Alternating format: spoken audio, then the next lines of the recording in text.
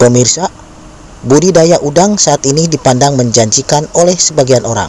Hal tersebut cukup beralasan, karena udang merupakan salah satu komoditas ekspor, dan Indonesia mampu berkontribusi memenuhi 6,9% kebutuhan pasar dunia selama kurun waktu 2015-2020. Pantai di ujung selatan Cianjur bukan hanya menyuguhkan keindahan alamnya saja sebagai destinasi wisata, namun di balik itu semua cukup potensial sebagai tempat untuk membuka usaha tambak udang.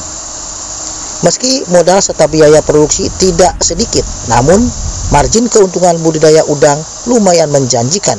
Petambak minimal meraup laba 30%. PT Riung Agro Lestari di pesisir pantai Datar Lega, Desa Hegarsari, Kecamatan Sindang Barang adalah salah satu perusahaan tambak udang cukup besar. Menurut Hendy Sukmana, dari rencana 34 kolam baru 12 tambak yang beroperasi. Humas PT RAL itu pun menjelaskan bagaimana perusahaan berkontribusi terhadap pembangunan di 2 desa, serta mampu mempekerjakan 80% putra daerah. Untuk asuransi tahun 2001 pembangunan, dan untuk tambak ini baru 1 tahun. Karena kan kita mengejar target ya. Untuk produksinya sendiri udah berapa kali panen? Sudah sekarang jalan 4 siklus, jadi 3 kali panen, besok dan keempat. Untuk perkembangan sendiri alhamdulillah cuma 1 siklus kemarin kita minus gitu. Ya efeknya ke feeder yang bonusnya jadi kurang.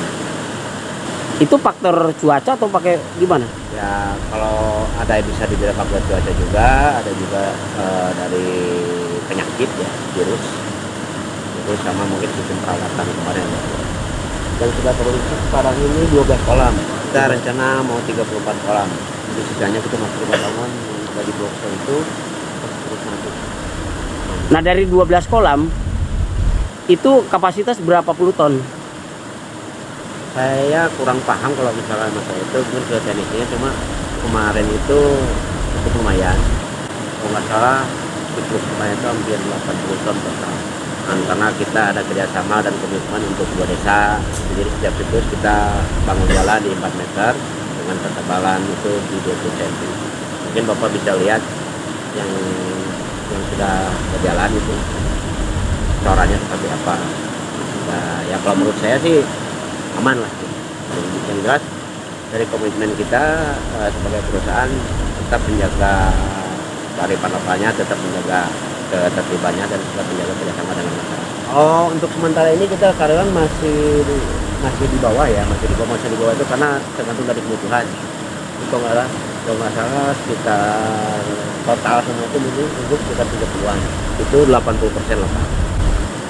Dan mereka dididik depan untuk menjadi teknisi nantinya, karena sekarang ini dia menjadi feeder dulu ya, yang namanya disebut itu anak kelas, dan mereka ujung tombak dari keberhasilan satu perusahaan.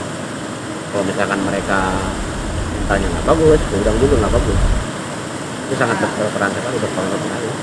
Pemasaran sendiri menurut informasi yang saya dapat itu semuanya ekspor ya, jadi ada penampungnya, dia datang ke sini, kayak kemarin kita parsial penjarangan ya, parsial itu, dan mereka datang ke sini